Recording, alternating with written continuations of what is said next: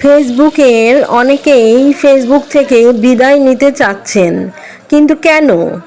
Facebook থেকে বিদায় কেন নিতে চাচ্ছেন, এটা আমরা যদি ভালোভাবে যাচাই করি, এবং অনেকের ভিডিওতেই আমরা দেখেছি অনেকে বলেছেন যে রিচ এঙ্গেজমেন্ট কমে যাওয়ার কারণে তারা হতাশ হয়ে পড়েছেন। শুধু তাই নয়, তাদের ইনকামগুলো কমতি হওয়ার কারণে তারা অচিরেই ভেঙে পড়েছেন।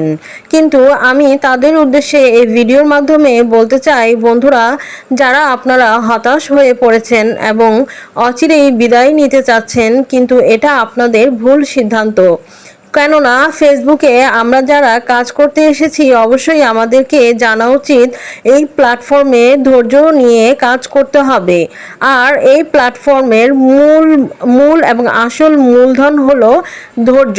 আপনি যেমন একটি ব্যবসা বাণিজ্য করতে গেলে আপনার মূলধনের প্রয়োজন রয়েছে, ঠিক একইভাবে ফেসবুক প্ল্যাটফর্মে কাজ করতে গেলে আপনার কিন্তু ধৈর্য থাকতে হবে। আপনি যদি অধৈর্য হয়ে পড়েন, তাহলে আপনি কিভাবে সফলতা পাবেন?